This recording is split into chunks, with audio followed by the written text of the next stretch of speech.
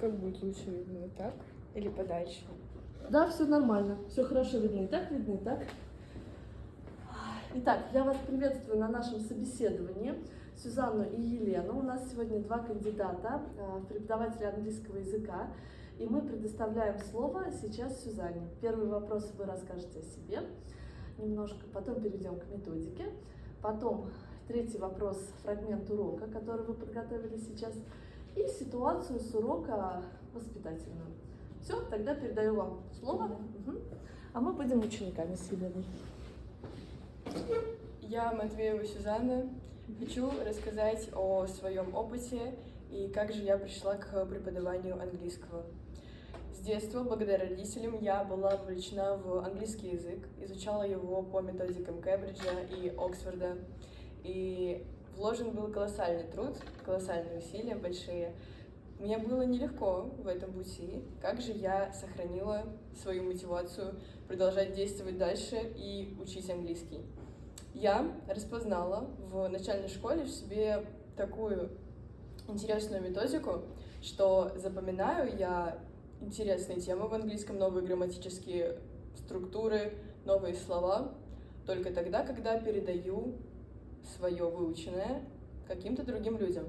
Сначала для того, чтобы запомнить что-то, я рассказывала своим родителям. Затем я начала понимать, что чем больше я кому-то что-то рассказываю, объясняю, показываю, тем больше я становлюсь увереннее в своих знаниях. И я решила передавать свои знания и умения моим одноклассникам, понимая, что это им поможет в изучении английского. Я улучшала их знания, их успеваемость, и они меня благодарили. Далее, в 13 лет, я начала совмещать преподавание впервые в своей жизни, преподавание сольфеджио, музыкальной грамоты и фортепиано, вместе совмещенное с вокалом на английском языке двум своим ученицам. Я закончила музыкальную школу и поняла, что я готова к преподаванию. Двух своих учениц я научила музыкальной грамоте сольфеджио и английскому языку, соответственно, вокалу. Я стала уверена в своих силах. После 13 лет я перешла уже на обучение только английского языка. В 16 лет я начала преподавать в студии, и как индивидуально, так и групповые уроки вела. Я поняла, что это мое предназначение, у меня есть большая тяга к передаче своих знаний, своего опыта и открытия мира другим людям, детям.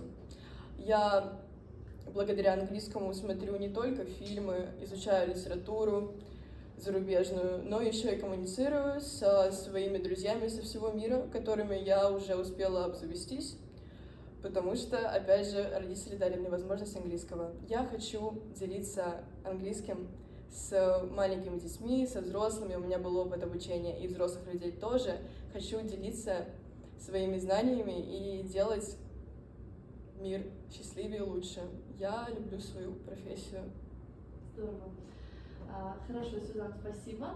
Тогда продолжаем дальше, переходим к следующему методическому вопросу. И вы, в принципе, можете на камеру не обращать внимания, а вот с нами, да? А то, чтобы вы расслабились спокойненько, как вот у себя на занятии, скажем так, да?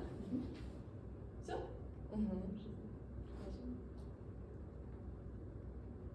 Какую тему? Да. I would like to begin discussing a topic of teaching young, very young learners. I would like to add that I have been teaching since my childhood, literally. I know that that's really early, but thankfully to my skills, knowledge and patience, I became a successful tutor. I started my career of teaching as a music teacher, and a little bit later I became an English tutor. So I get along with the students with all ages, and I suppose that's because I am broad-minded and easygoing. So I want to share my experience. I know what I'm talking about. During the first 4 years of a person's life, cognitive abilities are late. and the next years from 7 years old to 8, basic skills are formed. From 8 years to 10, development of English only available by hard training. So the best age of starting learning English is before 5 years old. And this is very important to understand how to not to decrease the motivation of your students, how to keep their attention on yourself. First of all, you need to understand that you are just like an opener to a new world of English lesson and English language. And you need to understand that for kids it's complicated enough to understand what are you asking them about, what are you talking about. So the first option of the method of teaching ESL, if I'm talking about English as a second language, is to keep language as simple as it possible. For example, using simple constructions, repetitions, and the same expressions all the time in order to not to make them confused. You need to show that language is wonderful. You need to show how cool and simple it is. And you need to be a kind, bright, and a really nice person. You need to be a friend for them, not just like a strict teacher. So, what is the next approach option? The next approach option of teaching very young learners is to communicate with them. And the best way to keep their attention on yourself is to create a sort of suspense. It really works. In addition, I would like to say that your goal, and my goal as it was, is to construct a certain language awareness. And this is really valid for young learners. So it's fair to say that you need to be more dramatic and fun. That's why my pupils are always concentrated on me. Their attention is always on me.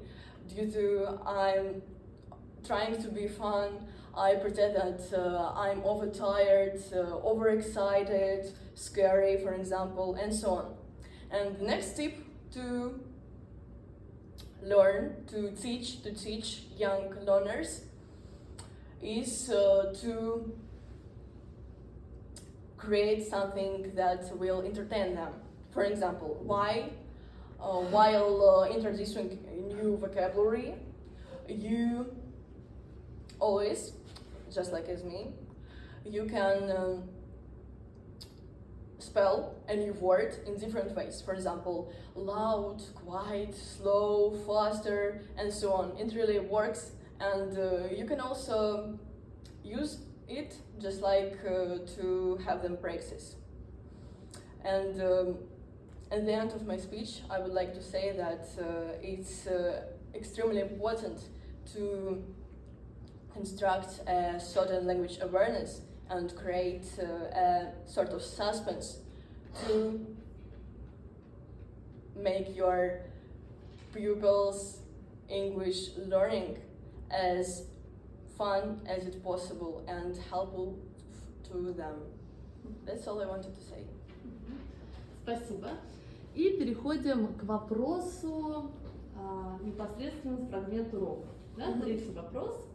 И расскажите, какую тему вы нам сейчас расскажете, да, о чем? I would like to show how I always explain present continuous to children. In front of me is a group of students aged from 9 to 10 years old, and I'm going to explain them present continuous. Okay, so we're going to... Мы будем вашими учениками. So we're going to start. First of all, we need to understand what is it present continuous. Present continuous is a tense for a long period of time. A long period of time. We need present continuous to highlight how long the process is. So, for example, look, the man is falling down. It's a long process and it's happening right now. Or I am talking right now. It's happening right now for a long period of time, and I want to highlight it. So, first of all, let's repeat a structure of an auxiliary verb, to be. So, it's to be verb. We can pretend that to be is a dragon with the 3 heads, for example. I draw so bad, but I suppose that it will be helpful for everyone. So, it's a dragon with 3 heads, and it's to be. The first head of to be is am. And the second hand is. The last head is, we have are. So there are 3 heads of a dragon. Okay, and now we need to understand for what I want to show this dragon. We use am only when we're talking about ourselves. So am I, a pronoun I. For next one is, we use it for pronouns he, she, and it. So he, she, it. And when we're talking about are, we use are when we're talking about you, they, and we. So that's information that already was learned by students. So, okay, let's practice. Can you help me? For what should we use am? For I. For I. Okay, for what should we use are? You, they, we. And what's the last head of dragon? Is. Okay, for what should we use it? He, she, it. That's right. So, to be is an auxiliary verb, and we need to create our present continuous. We have repeated, and we're going to do the next our step.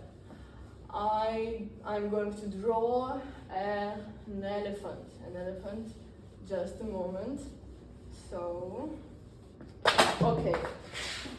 Nothing special. We're going to draw an elephant, and this is a head of an elephant. This is one ear, and this is the second ear, and this is the trunk. So, first of all, we need to use our auxiliary verb am. And what's the next head of the auxiliary verb? Is. Okay. And the last? Okay, thank you so much. Okay, and before the auxiliary verb, we use the main verb. Do you know what is it, a verb?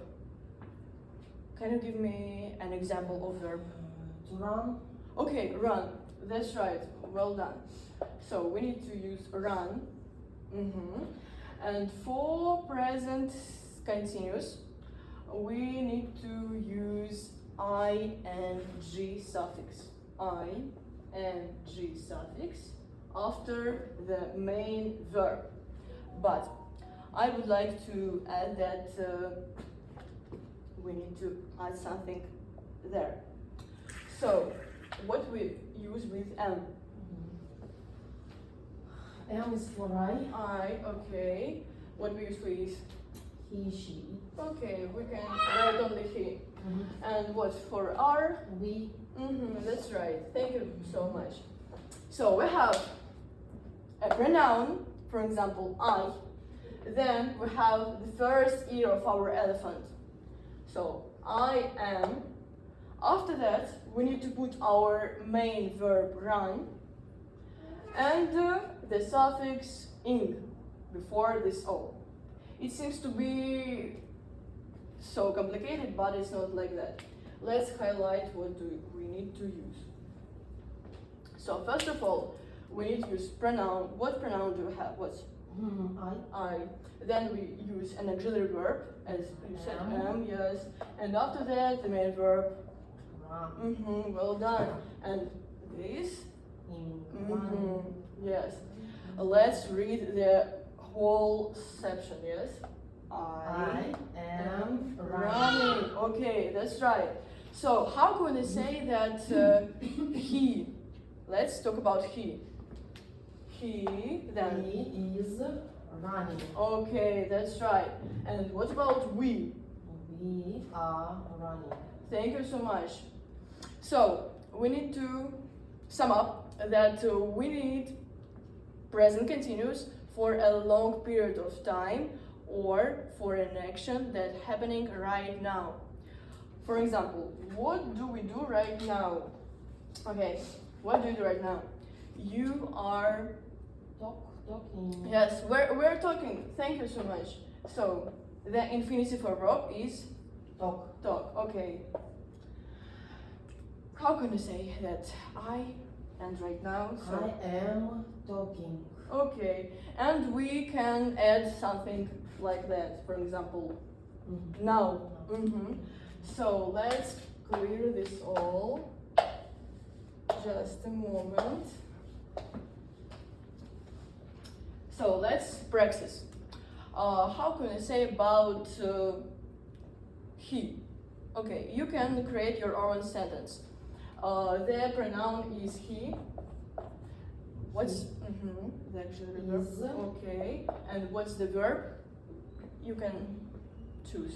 Jumping. Wow, that's amazing. So your elephant is completed. So you told us a great sentence. Thank you very much.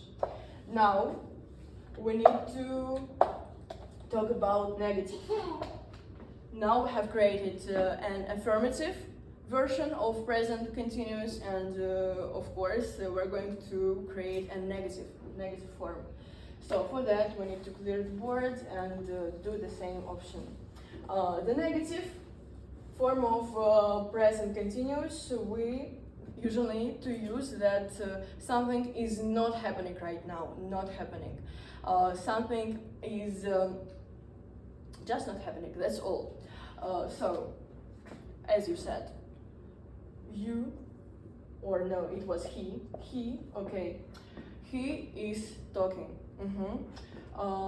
That's right. And we need to do this some space.